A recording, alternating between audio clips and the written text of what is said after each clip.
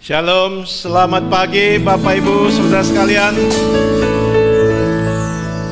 Puji nama Tuhan, hari ini kita berkumpul di tempat ini dalam momen yang sangat spesial. Kita memperingati HUT atau hari ulang tahun gereja kita yang ke-17. Kita berikan kemuliaan bagi Tuhan. Kita akan memulai acara kita, ibadah kita pagi hari ini. Mari saya mengundang kita bangkit berdiri, kita bersatu dalam doa. Bapa kami di dalam sorga, mengucap syukur untuk hari ini ya Bapa. Terima kasih hari ini Engkau mengizinkan kami untuk hadir, merayakan, memperingati hari ulang tahun Gereja GSKI Rehoboth Ketapang yang ke-17. Kami bersyukur Bapa, jika kami boleh ada sampai hari ini, semua karena penyertaan-Mu, karena tuntunan-Mu ya Tuhan. Terima kasih, kami menyerahkan serangkaian acara ibadah dan perayaan peringatan HUT GSKI yang ke-17 ini. Kami serahkan ke dalam tangan-Mu yang berkuasa. Mari Engkau memberkati setiap hamba-hamba-Mu yang melayani. Kiranya kami boleh menjadi saluran berkat Elohim Yahweh di tempat ini. Belah roh sukacita Engkau hadirkan di tempat ini ya Bapa. Lawatan jamahan kasih-Mu Engkau hadirkan di tempat ini. Terima kasih Bapa. Kami siap memulai acara ibadah pagi hari ini. Hanya di dalam nama Tuhan kami Yesus Kristus kami telah berdoa. Sama-sama kita katakan amin. Amin. Amin. Haleluya. Haleluya. Shalom Bapak Ibu semuanya. Shalom. Shalom. Kita siap untuk bersukacita, amin. Amin. Siap untuk bersukacita pada pagi hari ini. Haleluya. Sebelum kita mulai acara kita berikan berkat salaman satu sama lainnya. Lihat kanan kiri kita. Berikan senyum, berikan berkat kepada sesama kita. Mari hari ini kita mau bersukacita bersama-sama. Kita mau sambut, memperingati tahun demi tahun, sehingga kita bisa menginjak tahun yang ke-17. Kita eksis di tempat ini. Kita mau bersyukur bersama-sama. Nyanyikan pujian, dikatakan betapa bersyukur. Amin. Atas segala berkat-Mu, Haleluya. semua yang Kau berikan berguna bagi Semua itu karena Allah kita. Allahku yang mulia, Haleluya. memelihara sempurna. Kau sertai Sekali lagi dengan sukacita kita, mari naikkan syukur kita, katakan Betapa ku bersyukur atas segala berkat-Mu, semua yang Kau berikan berguna bagiku. Allahku yang mulia, memelihara sempurna. Kau sertai langkahku selalu. bersyukurlah semua. Bersyukur kepadamu, puji aku namamu, sembah kesucianmu. Aku harap sebagaimana, aku harap hanya karena anugerah. Mari jemaat Tuhan, lebih lagi kita bersukacita pada pagi hari, katakan Betapa ku bersyukur amin. atas segala berkat-Mu, Semua itu karena penyertaan luar biasa oleh Allah Bapa kita, sehingga kita bisa ada sebagaimana kita ada pada pagi hari ini. Tahun demi tahun kita lewati bersama-sama. Sekali lagi saya merindukan suara jemaat Tuhan saja. Katakan betapa ku bersyukur semua.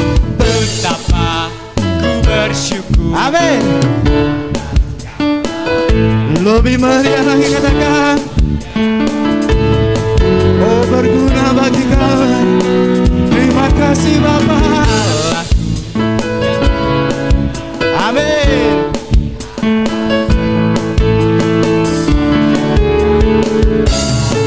Mari semuanya, oh katakan Syukur, bersyukur kepadamu. Puji, puji agung namamu. Sembah, sembah kesucianmu. Aku ada sebagaimana aku ada hanya karena anugerah. lebih lagi bersuka cita katakan Bersyukur kepadamu. Puji agung namamu. Sembah, sembah kesucianmu. Aku ada sebagaimana aku ada hanya Kau. Mari cuma Tuhan saja katakan syukur, syukur, ku bersyukur. Suaranya lebih lagi katakan amin. Sembah, kami sembah kesucianmu Bapa.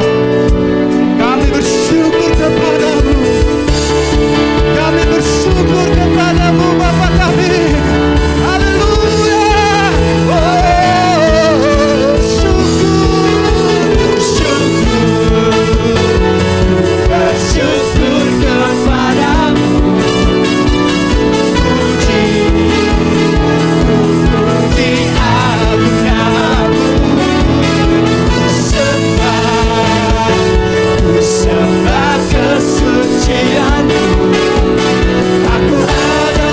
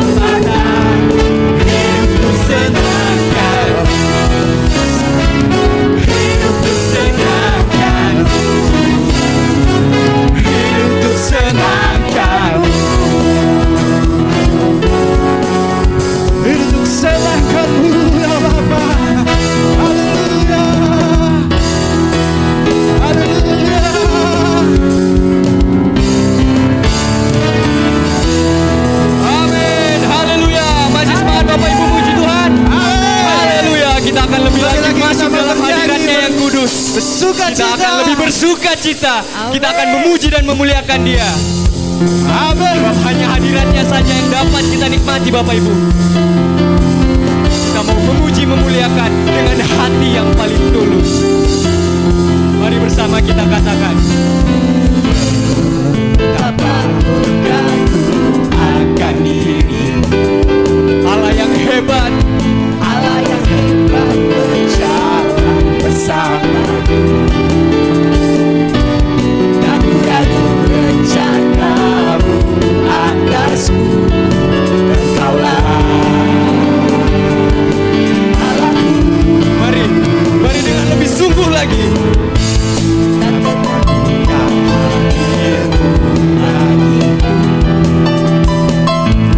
Pribadi yang selalu menunggu. Sungguh kami tak menyesal ya Allah. Hanya kami ingin mengikut Kau saja. Engkaulah Allahku. Mari bersama kita katakan. Allah yang hebat, yang menggenggam hidupku dalam tangannya, menjaga memeliharaku.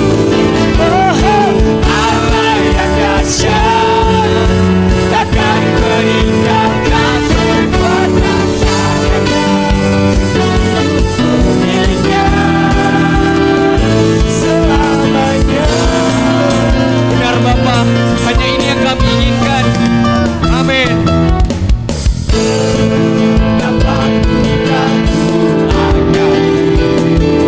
Allah yang hebat berada bersama kita.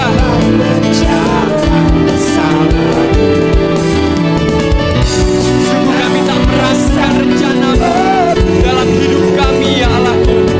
Engkaulah Allahku.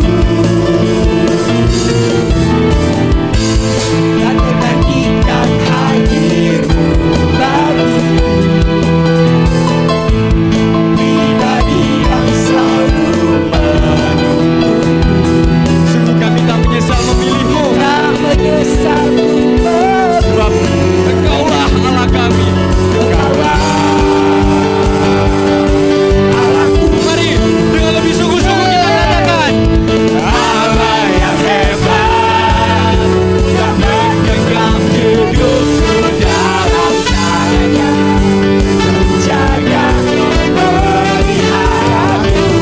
Allah yang dahsyat, takkan meninggalkan perbuatan tangannya. Miliknya. Sekali lagi kita katakan. Allah yang hebat, yang memberi hidupku dalam tangannya, menjaga memeliharaku. Allah yang dahsyat, takkan meninggalkan perbuatan tangannya. Hidupku miliknya selamanya. Amin. Musik memuji Tuhan. Haleluya. Biarlah kita dapat terus memuji dan memuliakan nama Tuhan. Amin. Haleluya. Hanya itu yang kami inginkan ya Allahku. Amin.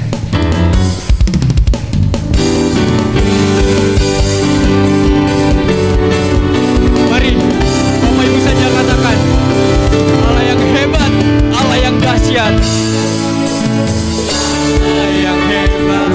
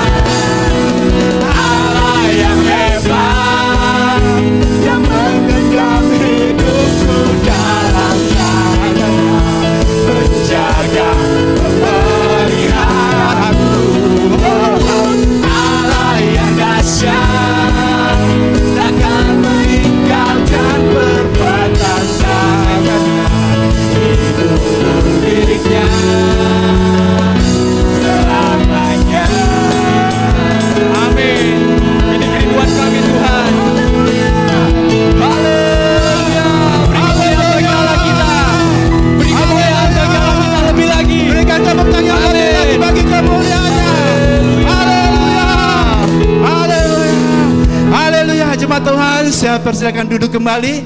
Kita akan menyaksikan persembahan penampilan dimulai dari sekolah minggu, kemudian dari tim Youth dan dari Waski. Untuk itu kita berikan tepuk tangan yang sangat meriah.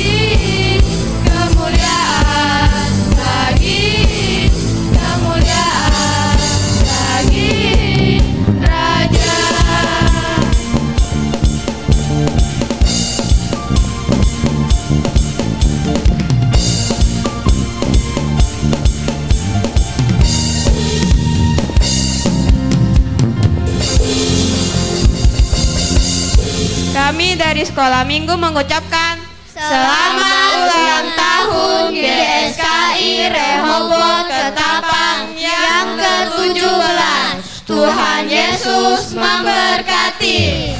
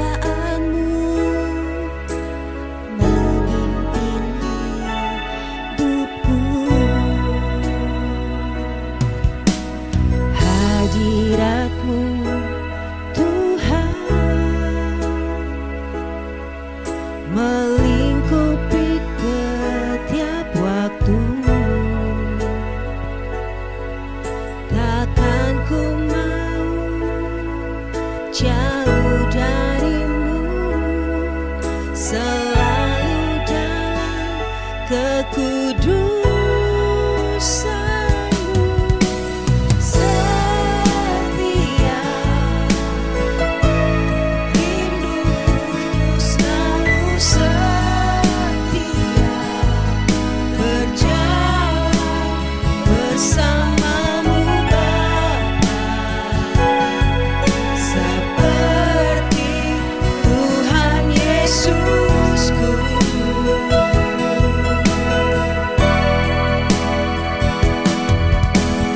Hariku biarlah selalu dalam kekudusanmu, biar kebenaranmu menghiasi hidupku.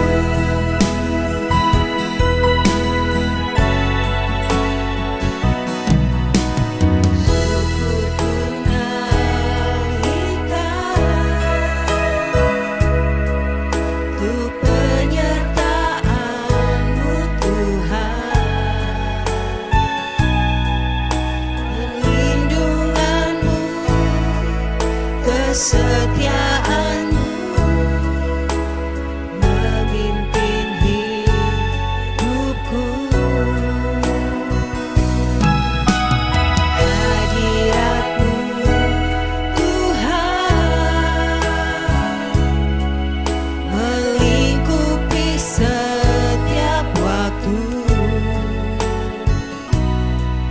takkan ku mau jauh darimu, selalu dalam kekudusanmu, setia rinduku untuk selalu setia, berjalan bersamamu Bapa, seperti Tuhan Yesusku.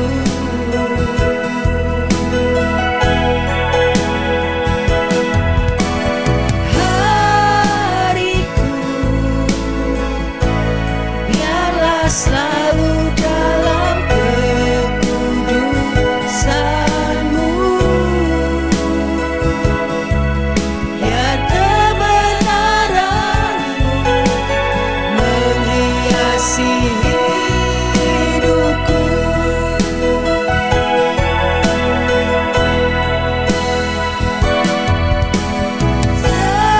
Setia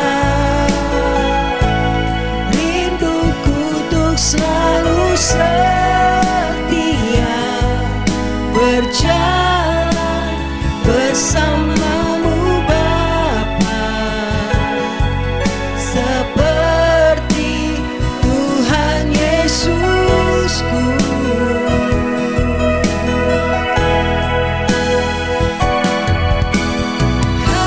Hariku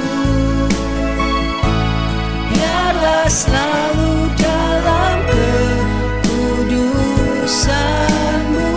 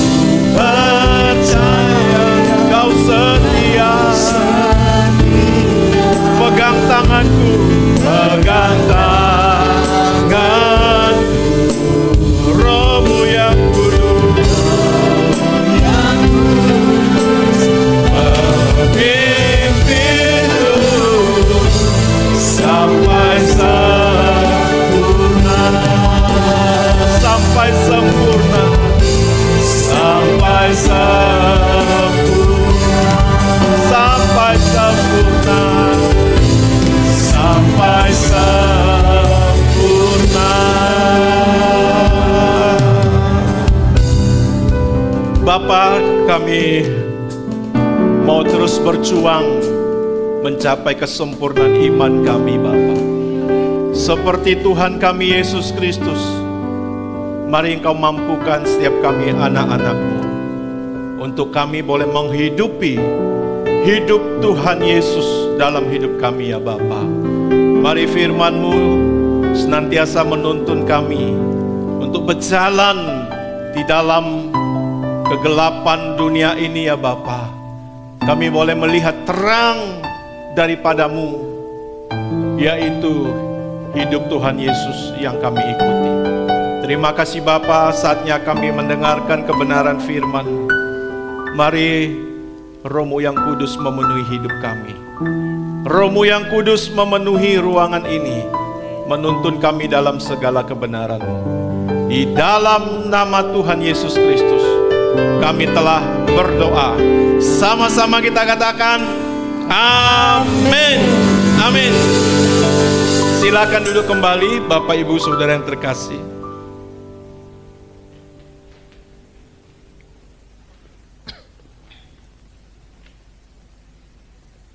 Shalom Bapak Ibu Saudara sekalian.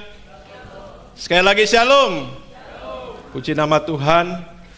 Pagi hari ini kita dalam momen yang spesial, yaitu di mana kita memperingati hari ulang tahun gereja atau hari jadi gereja Suara Kebenaran Injil Jemaat Rehoboth Ketapang yang ke-17. Ya. Kita bersyukur kalau kita boleh ada sampai hari ini, semua karena penyertaan Tuhan. Semua karena pimpinan Tuhan, saudaraku. Ada amin, Bapak Saudara yang terkasih. Dan tentu keberadaan gereja ini bukan menjadi suatu kompetitor dalam hal jiwa dan juga kemegahan di dalam bangunan. Bukan, saudaraku. Saya masih ingat ketika memulai gereja ini, saudaraku. Nah, sebenarnya di Ketapang sudah banyak gereja ya. Apalagi sekarang sudah 20 gereja lokal. Jadi sudah cukup banyak dengan kota yang tidak terlalu besar. Tetapi saudaraku, waktu itu menjadi alasan bagi saya untuk memulai atau untuk mempertahankan atau meneruskan kebenaran, suara kebenaran Injil yang tentu harus kita akui, saudaraku, berbeda dengan gereja-gereja lain, saudara. Berbeda dengan gereja-gereja pada umumnya. Apalagi sekarang, saudara. Ya, kita semakin terbang tinggi dengan kebenaran yang terus menuntun kita, saudaraku. Ini menjadi satu gairah, satu semangat untuk saya memulai pelayanan ini. Nah, sampai pada hari ini, saudaraku, tentu Tuhan sudah banyak berbuat atau melakukan pekerjaannya yang ajaib. Dan bagian kita harus terus bertumbuh menjadi orang-orang Kristen yang militan. Ada amin, Bapak Saudara. Bukan hanya stempel, bukan hanya cap, bukan hanya di KTP kita beragama Kristen, tapi menjadi Kristen yang militan. Menjadi Kristen yang sungguh-sungguh, Kristen yang benar, Kristen yang tidak hanya di luar, tetapi di dalam kehidupan kita. Nah, sebenarnya kata Kristen itu sendiri, saudaraku, adalah menjadi atau seorang pengikut Kristus. Menjadi pengikut Kristus itu Kristen, atau menjadi seperti Kristus, saudaraku. Nah, dalam hal apa kita menjadi seperti Kristus? Tentu menjadi seperti kehidupan Yesus. Seperti di dalam surat Yohanes yang pertama, pasal 2 ayat 6 berkata, barang siapa berada di dalam dia wajib hidup. Barang siapa berkata ia ada di dalam dia, nah ini tepatnya saudaraku, ia wajib hidup sama seperti Kristus hidup. Dan di dalam Roma pasal 8 ayat 29 juga berkata, kita yang dipilih dari semula, ditentukan dari semula untuk menjadi serupa dengan gambaran anaknya. Supaya anaknya itu, anak Bapa itu saudaraku, yaitu Yesus Kristus Tuhan, menjadi yang sulung di antara banyak saudara. Jadi panggilan kita jelas sekali saudaraku, menjadi seorang Kristen. Bukan Kristen yang biasa-biasa saja, tapi Kristen yang seperti Yesus Kristus. Kristen yang militan. Kita berikan kemuliaan bagi Tuhan.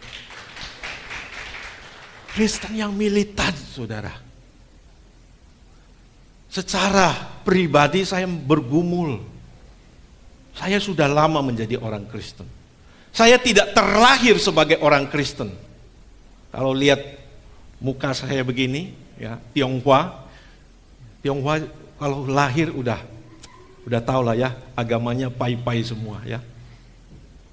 Baru tahun 93 saya ikut Tuhan, mengenal Tuhan Yesus. Tahun 1995 saya dibaptis. Belasan tahun, bahkan berpuluh tahun, ada 20 tahun di dalam kehidupan saya. Saya belum merasakan ada perubahan di dalam hidup saya. Yang berubah cuma agama saya. Yang berubah cuma tempat ibadah saya yang berubah. Tapi manusia, batin saya belum berubah. Saya bergumul untuk itu saudaraku. Saya menangis. Kenapa ya saya belum berubah? Kenapa sulit berubah ikut Tuhan? Nah ternyata saudaraku, saya belum mengenal satu-satunya Allah yang benar. Saya belum melihat kekudusannya. Saya belum mengenal kebaikannya yang luar biasa itu saudara. Saya juga belum tahu bagaimana murkanya terhadap orang-orang yang hidup memberontak atau berseberangan dengan Allah. Saya hanya mengenal Yesus yang baik, kalau kita salah diampuni, minta ampun diampuni. Itu membuat saya nggak takut. Nggak membuat saya menjadi seorang Kristen yang militan. Padahal saya termasuk orang yang suka atau rajin ke gereja saudaraku. Kalau diukur standar umum, saya militan juga saudaraku ya. Apa enggak militan saudaraku? Sejak SMP saya sudah melayani Tuhan. Ya. Saya melayani Tuhan, diajak hamba-hamba Tuhan yang melayani di desa kami. Kapanpun beliau ajak saya pelayanan, ikut terus. Ya, termasuk militan saudaraku. Tapi saudaraku di dalam batin belum. Nah sampai saudaraku tahun 2009 saya mengenal suara kebenaran Injil yang ada di gereja Rehoboth. Saya masih ingat waktu itu Bapak rohani kita yang terkasih, Bapak Pendeta Dr. Era Susabdono berkhotbah tentang upah dan pelayanan. Karena saya orang yang sudah terlibat dalam pelayanan, Saya tertarik mengikuti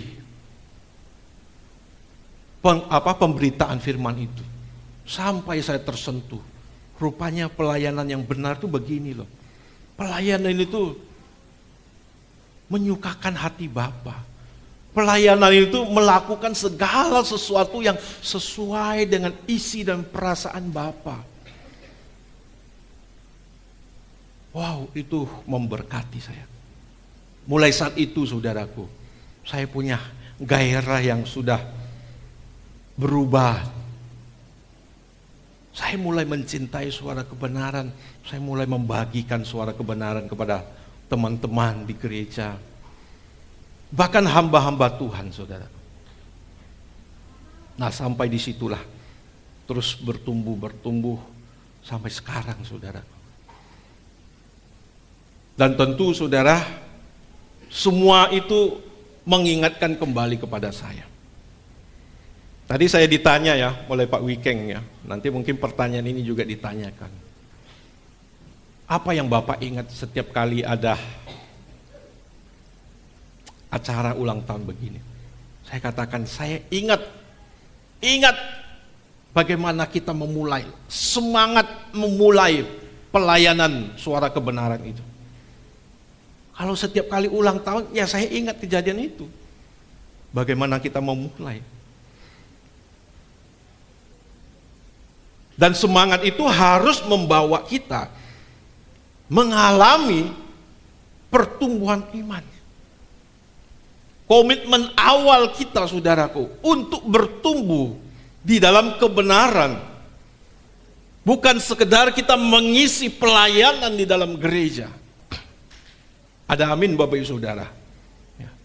Bahkan saya belum puas posisi saya melayani sebagai hamba Tuhan atau seorang pendeta. Saudara tahu tidak, waktu memulai pelayanan ini saya tidak mau menggembalakan.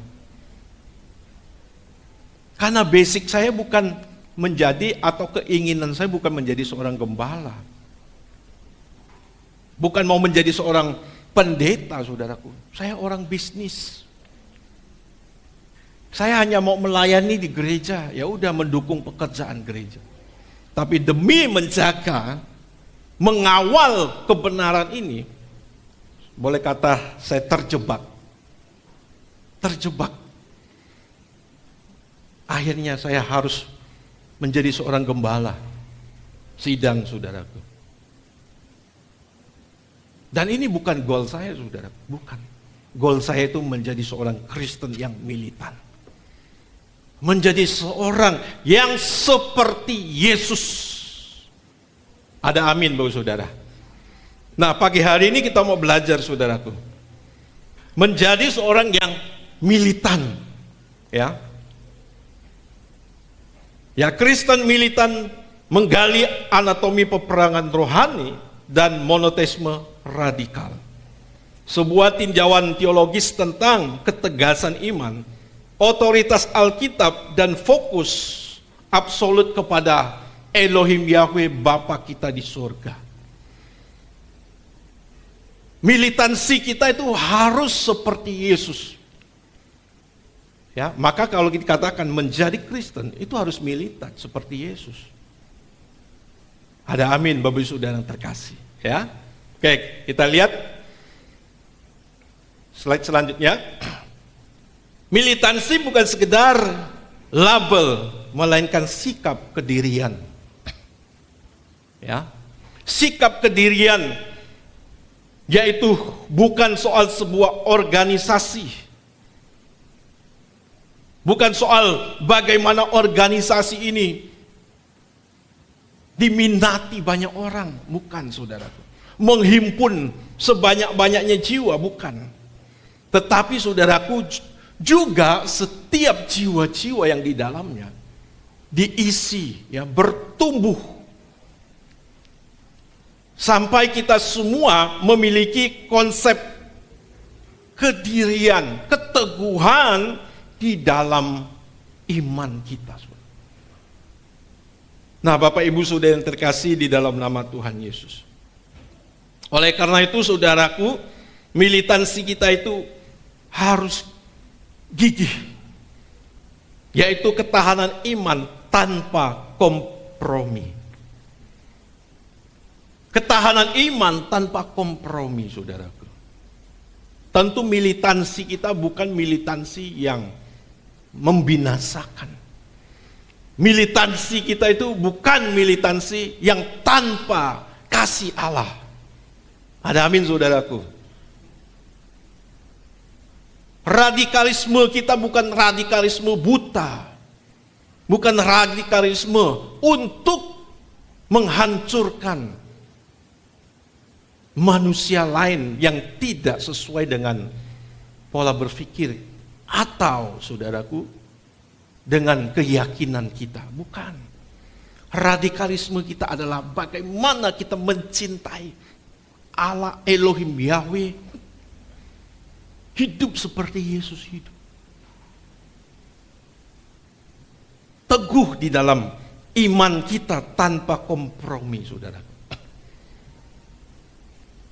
Nah, di sini kita harus menyadari ada satu pertempuran atau peperangan rohani, ya, yang dimana terjadi tanpa atau tanpa kasat mata, ya, tidak dilihat, tak kasat mata, tidak dilihat mata, tetapi itu eksis.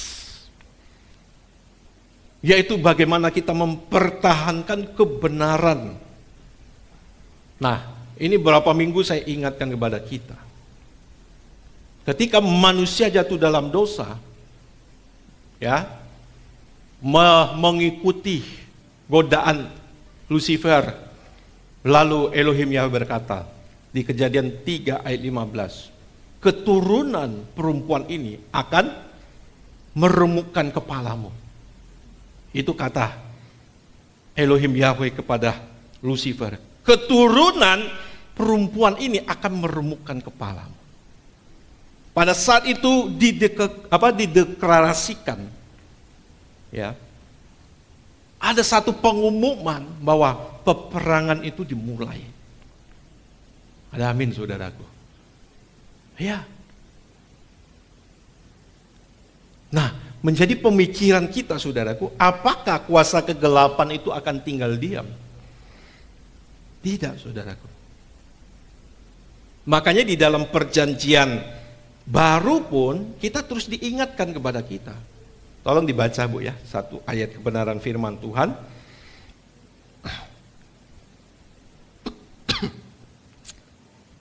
Tolong dibaca di Efesus pasal 6, Bu. Efesus pasal 6 ayat 12.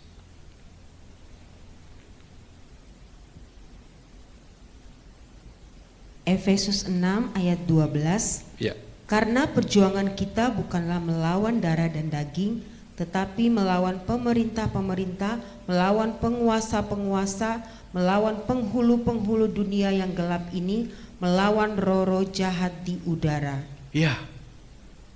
Sebab perjuangan kita itu bukan melawan darah dan daging.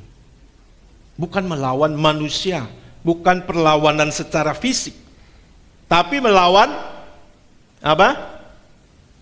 Pemerintah-pemerintah, penguasa-penguasa, terus apa lagi? Penghulu-penghulu, roh-roh jahat di udara. Diingatkan kembali perlawanan kita, perjuangan kita, saudara. Tidak mungkin, saudaraku, kita orang percaya sebagai corpus delicti, sebagai pelari estafet yang akan menentukan kemenangan akhir kita di hadapan Elohim Yahweh dalam Tuhan kita Yesus Kristus. Iblis tidak menggagalkan, tidak mungkin. Makanya, saudaraku, ketika Tuhan Yesus memulai pelayanan, iblis datang mencobai dia. Tujuannya apa? Supaya Yesus gagal. Terus di akhir pelayanan Tuhan Yesus di Taman Getsemani, iblis datang kembali mencobai dia. Amin? Ya, supaya dia melawan kehendak Allah. Dan sebenarnya Tuhan Yesus tuh hampir terpengaruh juga, karena dia mengalami ketakutan yang luar biasa, sampai pelunya itu menjadi darah. Ini saudaraku. Tetapi luar biasa Tuhan Yesus memilih kehendak Bapa. Bapa, kalau boleh cawan ini berlalu daripadaku. Tetapi bukan kehendakku yang jadi, melainkan kehendakmu lah Bapa. Iblis terus bekerja, saudaraku. Ya. Nah, kemenangan Yesus ini harus juga kita alami. Supaya genaplah firman Tuhan bahwa iblis dikalahkan oleh darah anak domba dan kesaksian orang percaya yang tidak menyayangkan nyawanya. Amin, saudaraku. Yesus sudah menang. Di hadapan Allah Bapa mengalahkan iblis. Tapi orang percaya masih dalam proses. Dan zaman sekarang ini orang percaya sedang dialihkan dari kebenaran. Supaya tidak hidup seperti Yesus hidup. Kalau kita tidak hidup seperti Yesus hidup, bisakah kita menang seperti Yesus menang? Nggak bisa, saudaraku. Ada amin, saudaraku? Sudah setuju? Kalau saudara kita tidak hidup seperti Yesus hidup, kita nggak bisa menang. Nggak akan bisa menang. Makanya iblis alihkan dari kebenaran, dari cara hidup Tuhan Yesus. Coba di zaman sekarang ini, seberapa banyak orang Kristen yang masih memperhatikan kehidupan Yesus? Halo saudara, orang Kristen cuma agung-agungkan Yesus saja di gereja, tapi tidak memperhatikan hidup Yesus, tidak mengikuti cara hidup Yesus. Tidak ada kemenangan yang lain, saudaraku. Kalau saudara kita tidak hidup seperti Yesus hidup, ya, tidak akan bisa kita menang kalau kita tidak memiliki kehidupan Yesus di dalam hidup kita, saudaraku. Ya, itulah ada ayat firman Tuhan loh, saudaraku. Iman yang mengalahkan dunia, ya. Coba dibaca 1 Yohanes pasal 5. 1 Yohanes pasal 5. Ayat yang keempat, Bu, dibacakan sampai ayat ke-5. 1 Yohanes 5 ayat 4 dan 5. Sebab semua yang lahir dari Allah mengalahkan dunia, dan inilah kemenangan yang mengalahkan dunia, iman kita. Siapakah yang mengalahkan dunia selain daripada dia yang percaya bahwa Yesus adalah anak Allah? Ya, siapa yang bisa mengalahkan dunia? Selain daripada dia yang percaya bahwa Yesus adalah anak Allah. Seorang anak Allah yang taat kepada Allah Bapanya sampai mati di kayu salib. Ya. Ada amin, saudaraku. Saudara percaya Yesus anak Allah, amin? Ya. Dialah yang taat kepada Bapa. Dia adalah pribadi yang menghormati Allah Bapa sampai mati di kayu salib. Nah, Bapak Ibu Saudara yang terkasih di dalam nama Tuhan Yesus. Selanjutnya, militansi kita adalah mempertahankan kebenaran, menempatkan otoritas mutlak Alkitab di atas segalanya. Kebenaran Alkitab harus di atas segala-galanya. Ya, bahkan saudaraku, bukan kebenaran yang dilahirkan atau dihasilkan di konsili-konsili. Bukan, saudaraku, tapi kebenaran Alkitabiah. Ada seorang pendeta berkata, kalau kalian tidak percaya hasil konsili, ya udah jangan pakai Alkitab. Sebab Alkitab itu hasil kanonisasi daripada Bapak Gereja di konsili. Ya benar, itu benar. Tapi saudaraku, isi Alkitab itu ditulis para rasul, bukan Bapak Gereja. Kebenaran kita itu harus mengalir daripada Tuhan Yesus dan para rasul, bukan Bapak Gereja yang mayoritas, ya, mayoritas orang non-Yahudi.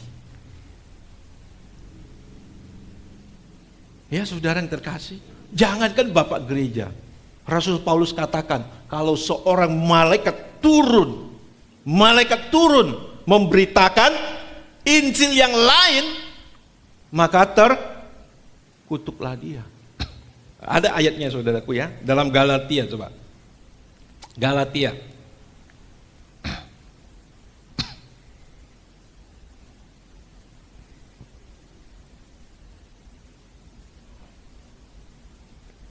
Galatia pasal 1 ayat yang ke-6 saya bacakan. Judulnya hanya satu Injil. Aku heran bahwa kamu begitu lekas berbalik daripada dia, yang oleh kasih karunia Kristus telah memanggil kamu dan mengikuti suatu Injil yang lain, yang sebenarnya bukan Injil. Hanya ada orang yang mengacaukan kamu dan bermaksud untuk memutarbalikkan Injil Kristus.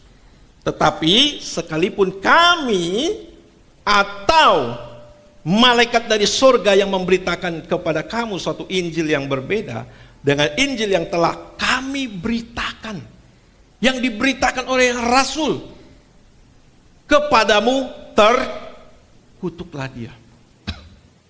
Halo saudara, jangankan Bapak gereja, seorang malaikat pun turun kalau dia memberitakan Injil selain yang diberitakan oleh para rasul, terkutuklah dia. Tegas enggak saudara?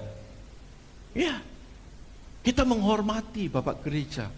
Tentu ia sangat-sangat berguna di masanya, saudaraku. Ya, setidaknya kekristenan bisa berkembang, bertumbuh. Tapi kebenaran tetaplah kebenaran, saudaraku. Di dalam 2 Korintus pasal 11. 2 Korintus pasal 11. Ayat yang ke-3, ke-4. Tetapi aku takut kalau pikiran kamu disesatkan dari kesetiaan kamu yang sejati kepada Kristus. Sama seperti Hawa diperdaya oleh ular itu dengan kelicikannya. Sebab kamu sabar saja jika ada seorang datang memberitakan Yesus yang lain daripada yang telah kami beritakan. Ya. Atau memberikan kepada kamu roh yang lain daripada yang telah kamu terima, atau Injil yang lain daripada yang telah kamu terima. Ya, Injil kita, kebenaran Injil itu dari Tuhan Yesus dan para rasul. Ini saudara. Saudara lihat ketika Injil atau gereja mendapat tempat kemuliaan,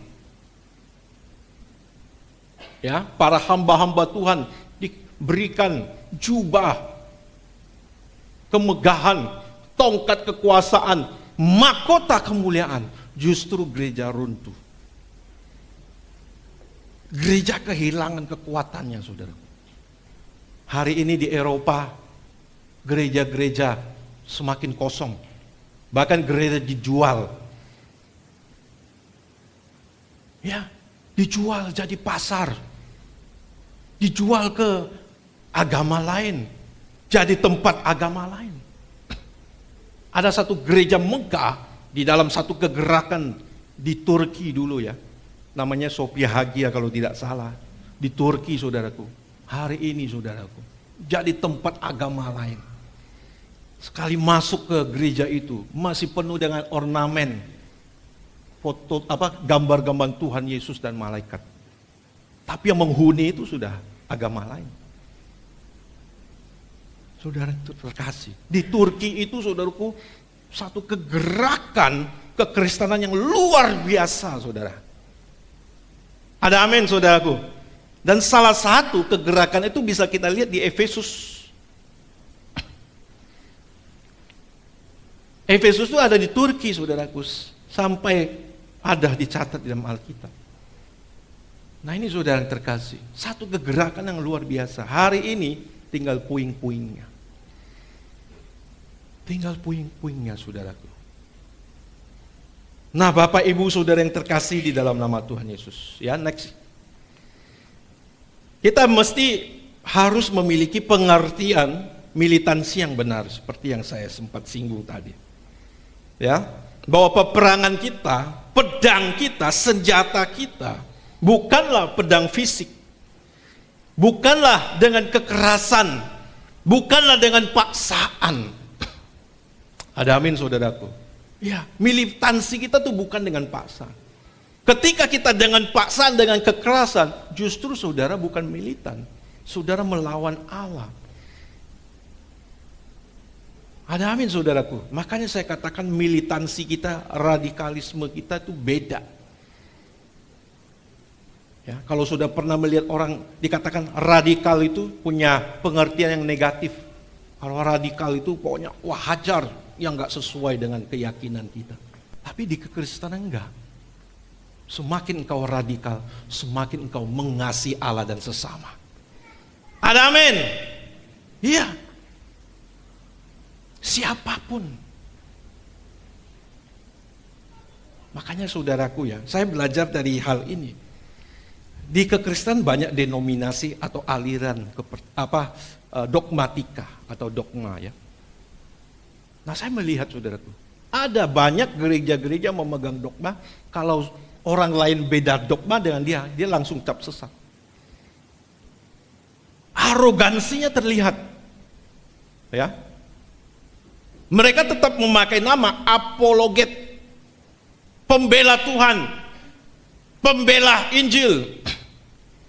Tapi mereka melanggar isi hati Tuhan. Mereka bertentangan dengan sikap Tuhan Yesus Kristus. Nah Bapak Ibu Saudara yang terkasih di dalam nama Tuhan Yesus, militansi yang benar tidak seperti itu. Pedang yang benar, senjata yang benar yang harus kita pergunakan adalah pedang roh firman Allah. Coba dibaca Bu, Efesus pasal 6 tadi, di ayat yang ke-17 coba. Efesus 6 ayat 17, dan terimalah ketopong keselamatan dan pedang roh, yaitu firman Allah. Ya, pedang kita itu firman Allah. Dan inilah yang dilakukan oleh Rasul Yohanes ketika menulis surat Yohanes. Dia mau mengembalikan kekuatan ya daripada firman Allah itu. Makanya ditulis pembukaan, pada mulanya adalah firman. Firman itu bersama-sama dengan Allah. Firman itu ada Allah. Konteks Yohanes pasal 1 itu tentang bagaimana kekuatan firman Allah itu. Jadi surat itu ditulis untuk mengcounter bagaimana banyaknya atau maraknya filosofi yang berkembang pada saat itu, saudaraku. Nah ini saudara yang terkasih. Ya. Ini yang harus kita pahami bersama-sama. Jadi Yohanes kembali mengangkat kekuatan firman Allah. Makanya sudah kalau baca terus ya di dalam surat Yohanes sebagian besar berbicara tentang firman Allah. Bahkan Yohanes pasal 14 ayat 24 ya kalau salah, coba Bu dibaca. Yohanes 14 ayat 24. Yohanes 14 ayat 24. Ya. Barang siapa tidak mengasihi aku, ia tidak menuruti firmanku. Dan firman yang kamu dengar itu bukanlah daripadaku, melainkan dari Bapa yang mengutus aku. Ya. Yohanes mengingatkan dalam apa yang telah Tuhan Yesus katakan. Bahkan Tuhan Yesus memberitakan kebenaran firman yang dari Allah Bapa di surga. Jadi konteks Yohanes berbicara tentang kekuatan firman itu, saudara yang terkasih. Ya. Nah terus dimensi peperangan atau pertempuran kita adalah bukan di ranah politik, ya, bukan wilayah duniawi, tetapi ranah teologis, pikiran dan kesetiaan iman kita kepada Elohim Yahweh. Ya. Baca satu ayat lagi Bu di 2 Korintus 10. 2 Korintus 10 ayat ketiga sampai ayat kelima. 2 Korintus 10 ayat 3 Ya. sampai 5. Memang kami masih hidup di dunia, tetapi kami tidak berjuang secara duniawi. Amin. Karena senjata kami dalam perjuangan bukanlah senjata duniawi, melainkan senjata yang diperlengkapi dengan kuasa Allah yang sanggup untuk meruntuhkan benteng-benteng. Kami mematahkan setiap siasat orang dan merubuhkan setiap kubu yang dibangun oleh keangkuhan manusia untuk menentang pengenalan akan Allah. Kami menawan segala pikiran dan menaklukkannya kepada Kristus. Amin, saudara. Ya.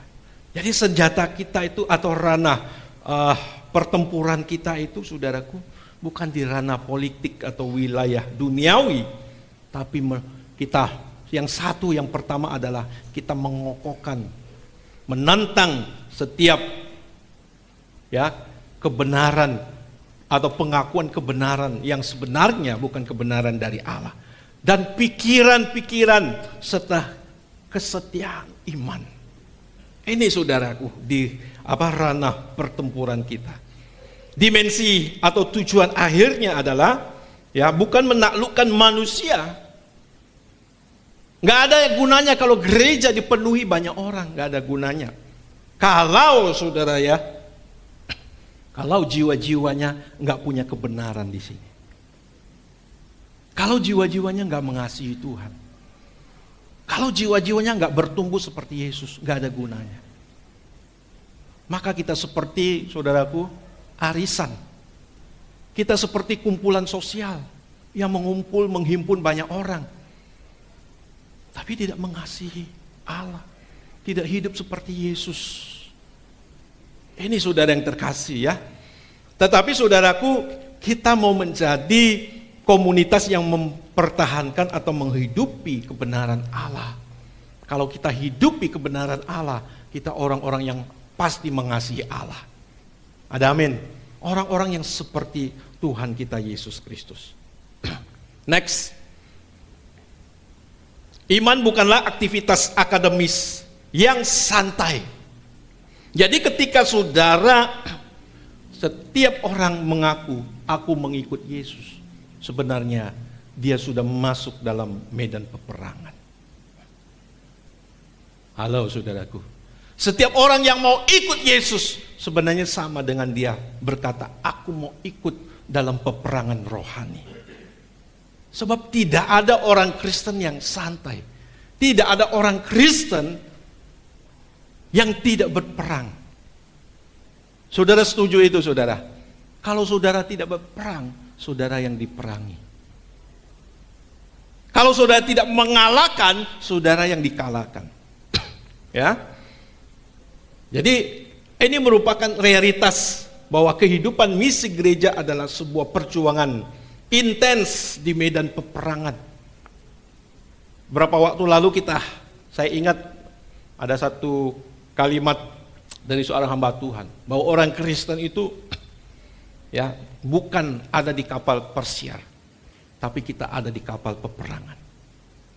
Kita selalu ada di dalam peperangan rohani, saudaraku. Intensitasnya menuntut keterlibatan pribadi yang mendalam dan komitmen sampai mati. Kalau saudara jadi prajurit yang takut, tidak mau berperang, kemungkinan saudara yang akan menjadi mangsa kuasa kegelapan. Maka saudara harus bangkit menjadi Kristen militan, saudara. Objektif, bertahan secara aktif melawan kekuatan-kekuatan yang menentang firman Allah, yang menentang orang mengenal Allah. Itu loh saudara. Dan kita sekarang kembali ke jalur itu. Kita mau menentang setiap usaha untuk mengenal Allah dan kebenaran firman-Nya. Oke, next. Ya, tadi ini sudah senjata utama adalah firman Allah. Kita lewatin, next. Oke. Kesetiaan tanpa kompromi pada monoteisme. Nah, di awal pembukaan khotbah saya katakan kita harus militan seperti Yesus. Kita harus mengenal, kalau kita mau seperti Yesus, kita harus mengenal Yesus. Ya. Saudara tahu kehidupan Yesus itu seperti apa? Nah, padahal Alkitab dengan jelas menunjukkan bahwa Yesus itu kesetiaannya luar biasa kepada Elohim Yahweh Bapanya. Amin. Bahkan ketakutan terbesar Yesus di kayu salib berkata, Eli Eli lama sabachthani. Ya, Allahku, Allahku, mengapa engkau meninggalkan aku? Yesus mau selalu bersama dengan Bapa dan juga Allahnya. Ini loh saudara yang terkasih. Tanpa kedekatan dengan Elohim Yahweh, Tuhan Yesus merasa kehilangan yang luar biasa. Kesetiaan tanpa kompromi pada monoteisme. Jadi ciri utama kedirian militan adalah penghayatan monoteisme radikal. Ya, persis seperti yang bangsa Israel lakukan pasca pembuangan. Ini ada yang kurang ya. Pasca pembuangan. Ketika orang Kristen ya, maksud saya orang Israel pada masa pasca pembuangan, mereka dihajar oleh Allah luar biasa. Ketika mereka kembali, mereka hidup dalam kepatuhan kepada Allah yang luar biasa. Bahkan saking takutnya kepada Elohim Yahweh, mereka nggak berani menyebut. Ya, ketika menemukan ya, 4 huruf suci itu, saudaraku, tetragrammaton, Yud He Vav He itu, saudaraku.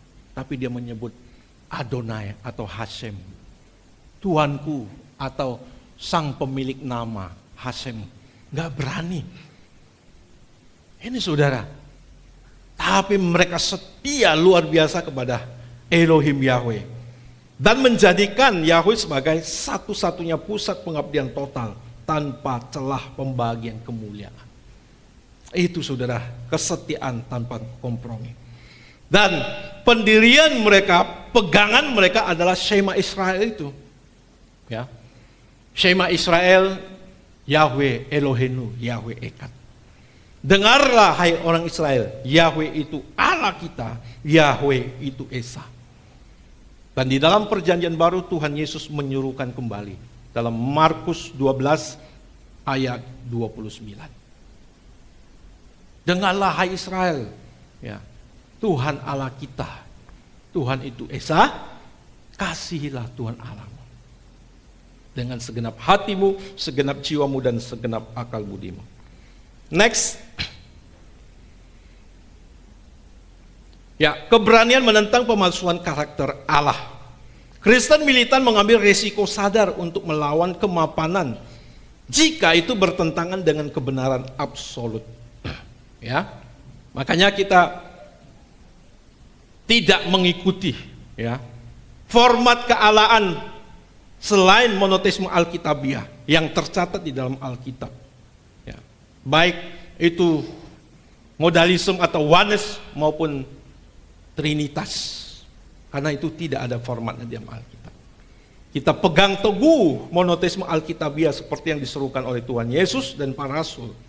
Ya, jadi kita menolak tradisi, menolak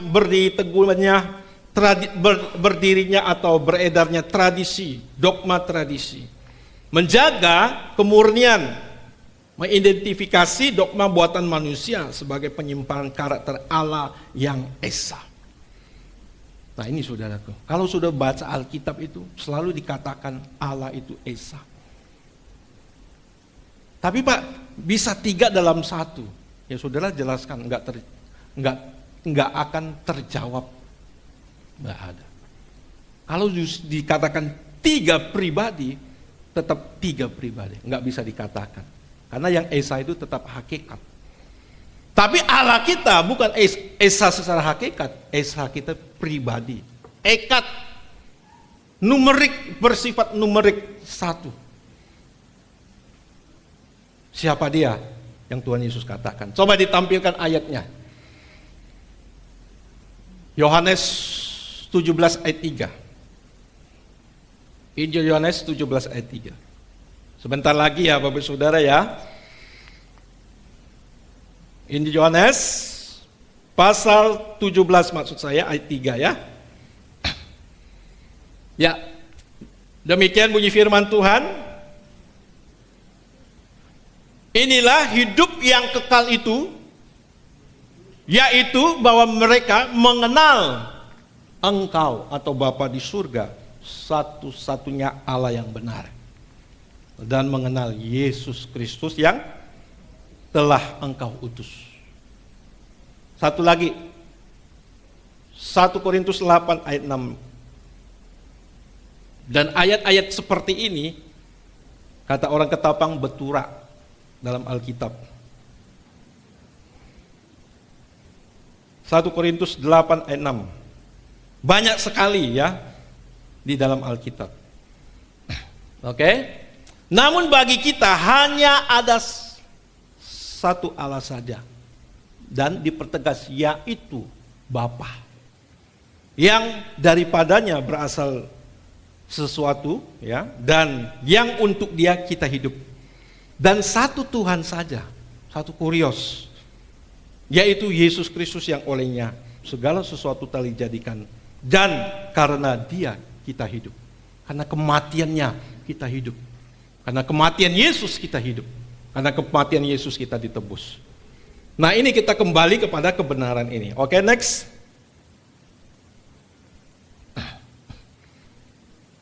Menghadapi ilusi dan tipu daya akhir zaman, penipuan teologis, penipuan dalam dogma-dogma selain Trinitarian, selain monoteisme Alkitabiah ya.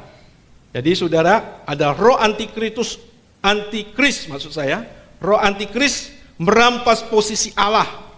Ya. Saudara lihat, kalau antikris itu selalu mau merampas posisi Allah, mau bersaing dengan Allah. Iblis jatuh itu karena mau menyamai Allah. Dia hendak menyamai Allah yang maha tinggi. Amin. Adam jatuh juga mau menyamai Allah. Iblis bilang, ketika Iblis berkata, kamu makan buah ini. Kata Adam dan Hawa, enggak, nanti kalau kami makan, kami akan mati. Lalu Iblis katakan, enggak, ya kamu tidak akan mati, cuma kamu akan sama seperti Allah. Ya. Lalu manusia itu makan buah itu, mereka jatuh dalam dosa. Pribadi Allah adalah pribadi yang paling tinggi, yang paling mulia. Tidak boleh ada yang bisa menyaingi. Tidak ada orang yang boleh mengambil atau merampas posisi itu. Makanya Tuhan Yesus, Dia katakan tidak merampas kesetaraannya dengan Allah sebagai suatu posisi yang harus Dia rampas. Di Efesus itu saudaraku, Efesus pasal 2 ya, ayat 6 dan 7. Oke, jadi orang percaya terlindungi dan tidak mudah disesatkan ya. Perisai cahaya ya, filter pertahanan, memegang teguh kebenaran tentang satu-satunya Allah yang benar.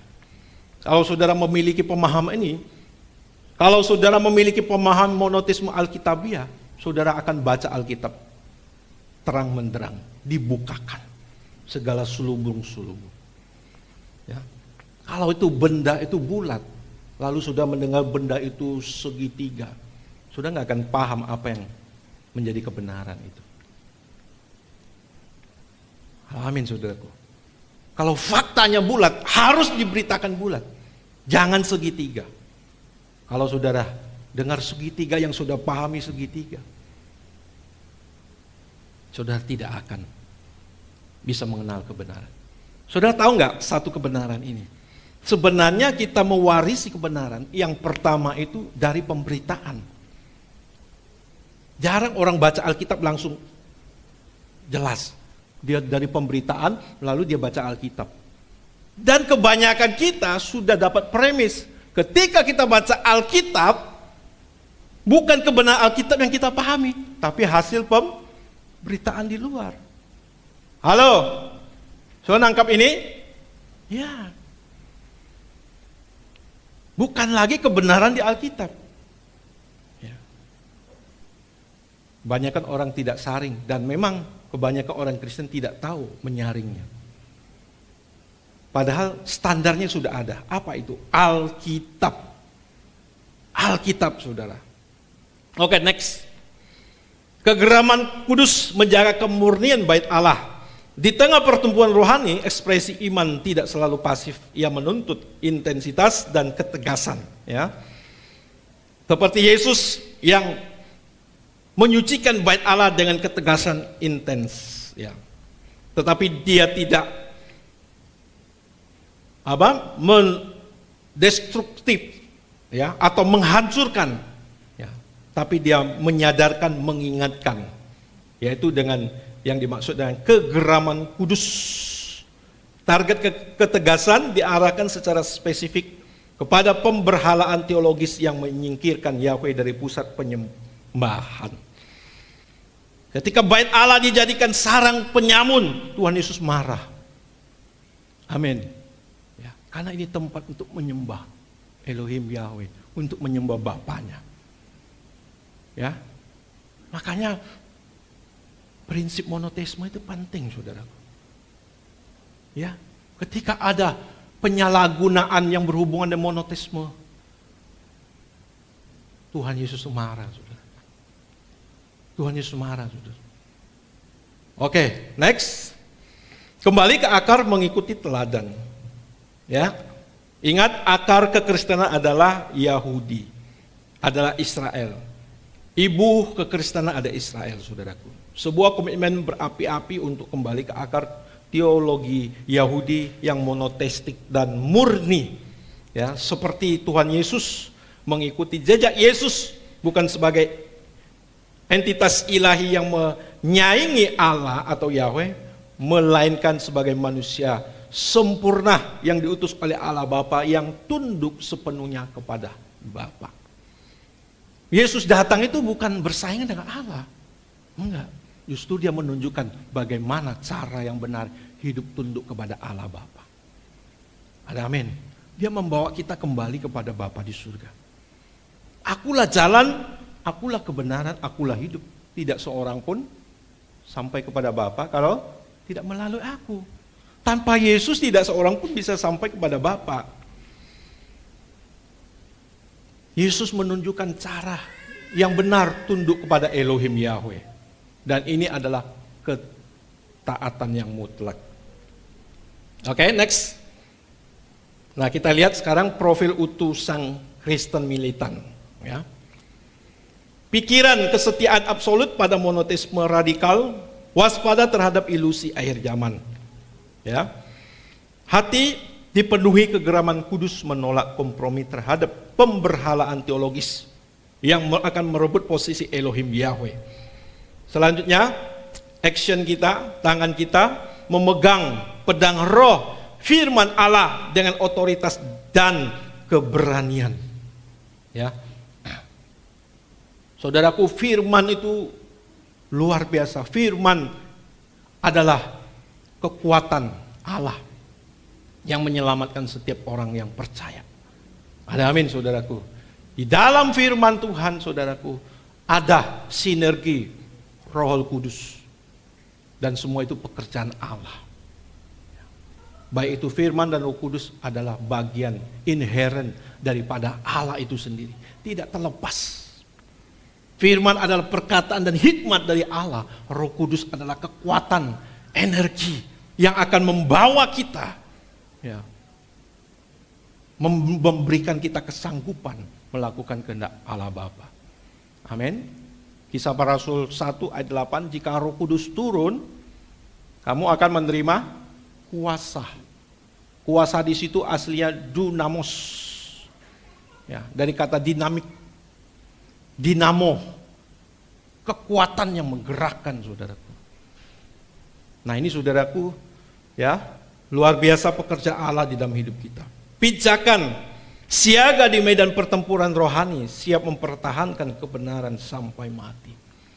Dan inilah tugas kita, dan inilah kehormatan kita. Kehormatanku bila menderita dan setia sampai akhir hayatku. Ini saudaraku terkasih. Jadi ini kehormatan kita. Oke, next. Titik akhir dari segala peperangan. Oke, demi kemuliaan satu-satunya Allah Elohim Yahweh. Segala bentuk kegigihan penolakan terhadap dogma buatan manusia dan peperangan melawan kebohongan doktrinal tidak dilakukan demi kebanggaan pribadi kita. Semua untuk membela Allah. Inilah apologet yang benar, saudaraku. Ini apologet yang benar. Segala bentuk kegigihan penolakan terhadap dogma buatan manusia. Sama ini saudara ya.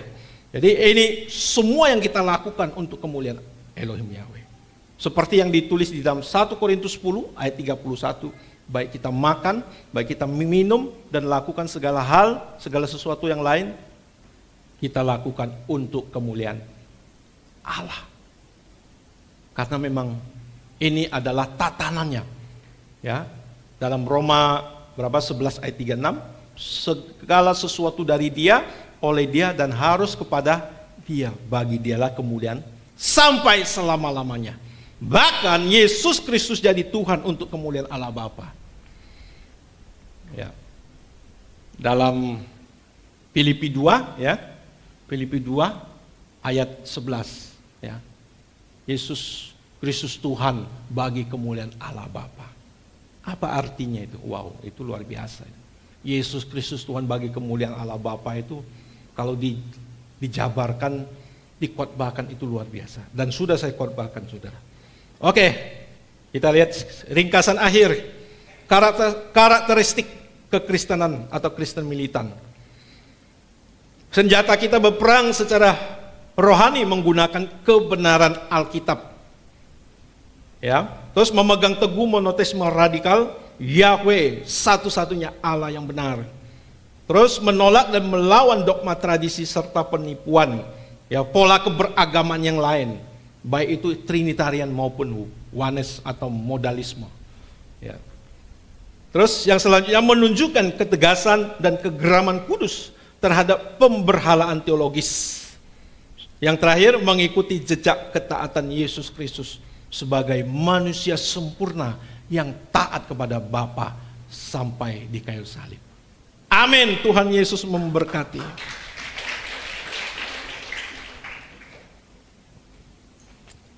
Bapak Ibu, saya mengingatkan kembali acara kita untuk besok ya.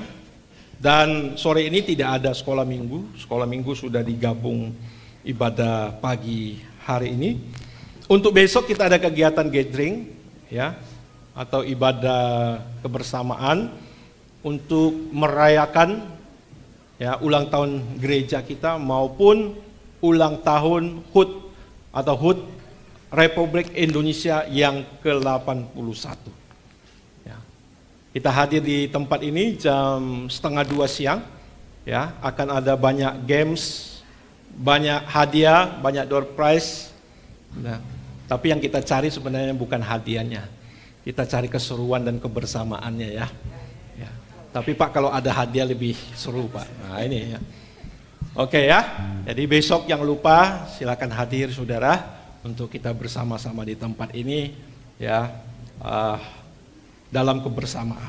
Oke, mari kita bangkit berdiri. Kita mau menaikkan satu pujian. Engkaulah kekuatanku. Engkaulah kekuatanku, tempat perlindunganku. Ya. Haleluya, haleluya.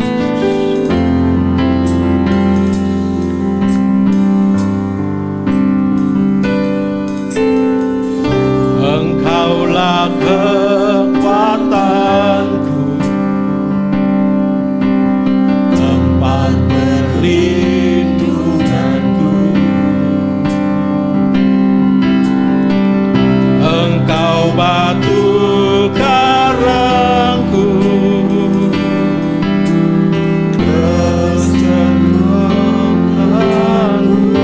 kuasa gelap datang menyerang. Kuasa gelap datang menyerang. Engkau persembunyianku, persembunyianku.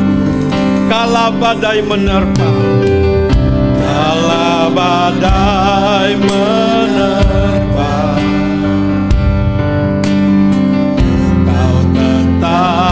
beserta.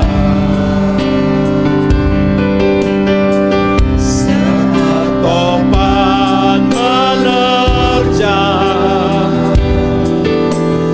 tetap menopang. Engkau pegang kuat tanganku, Engkau pegang kuat tanganku. Aku tak akan, ku kan melihat,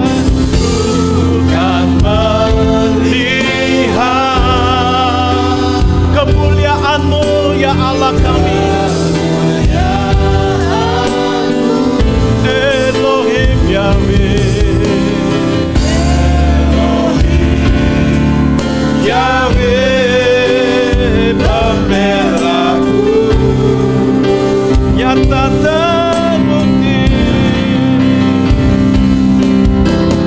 nyata terbukti kesetiaan-Mu ya, kesetiaan-Mu.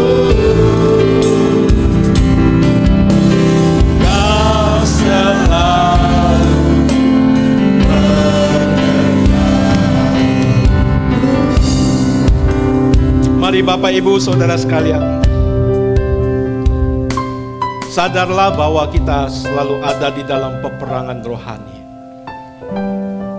Kalau kita tidak bersama dengan Elohim Yahweh Bapa kita di surga, kita tidak bisa bertahan di dalam perjuangan rohani kita, saudara. Kalau kita tidak hidup seperti Yesus hidup, kita tidak bisa akan bertahan. Begitu kuat pengaruh dunia, pengaruh kuasa kegelapan yang terus mau mengalihkan pandangan dan perjalanan kita. Maka Tuhan mengingatkan, firman Tuhan mengingatkan kita di dalam Ibrani 12 ayat 3, agar mata kita tertuju kepada Yesus. Mata kita tertuju kepada Yesus yang dengan mengabaikan kehinaan, tekun memikul salib ganti sukacita, dan dia memenangkan peperangan ini. Dia duduk di sebelah kanan tata Allah Bapa di surga. Mari saudara, kita ikuti Yesus. Maka Tuhan Yesus berkata, seperti aku menang, hendaklah kamu juga menang. Kenali kekuatan Yesus, yaitu Elohim Yahweh, dalam kuasa firman Elohim Yahweh dan rohnya yang kudus memimpin hidup orang percaya, menjalani kehidupan di padang gurun kehidupan sampai kita masuk di negeri yang dijanjikan, di langit baru, bumi baru. Kita masih berjalan di padang kehidupan seperti bangsa Israel yang sudah mendapat janji masuk ke tanah yang dijanjikan, tanah perjanjian yang penuh susu dan madu. Tetapi sebagian besar mereka tidak pernah menginjakkan kakinya di tanah itu, karena mereka bersungut-sungut, mereka memberontak, mereka memberhalakan Allah, mereka dibinasakan di padang gurun. Maka nasib kita jangan seperti bangsa Israel yang binasa. Kita masih berjalan di padang gurun kehidupan, meskipun kita sudah diberikan jaminan keselamatan di dalam Yesus Kristus Tuhan. Tapi saudaraku, saat ini kita masih berjalan di padang gurun. Kita belum masuk ke negeri yang dijanjikan oleh Allah. Maka andalkanlah Dia, Elohim Yahweh Bapa kita, satu-satunya Allah yang benar, dan hiduplah seperti Yesus hidup, yang mengandalkan firman dan kuasa Roh Kudus. Haleluya, haleluya. Bukan melihat kemuliaan,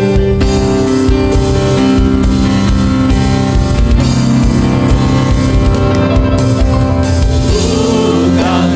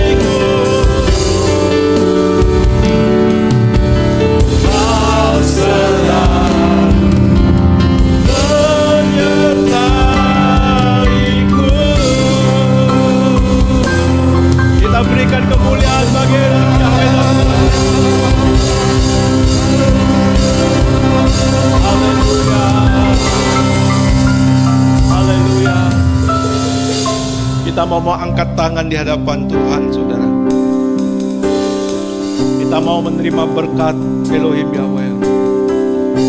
Haleluya. Pegang tangan,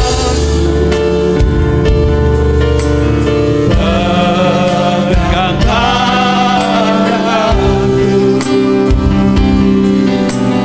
janganlah Tuhan lalui. Berilah berkat-Mu, dengar doaku,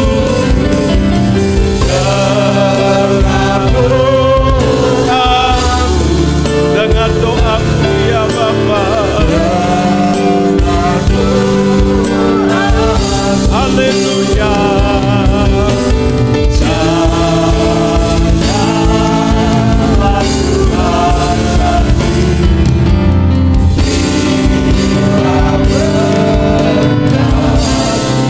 Mari Bapak Ibu, kita arahkan hati kita, angkat tangan kita di hadapan Tuhan.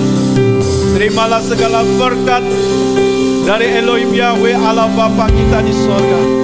Cinta kasih dan kesetiaan Tuhan Yesus Kristus memberkati kita semua mulai saat siang hari ini sampai selama-lamanya. Kita yang menerima Tuhan dan percaya katakan amin. Elohim Yahweh, Elohim Yahweh.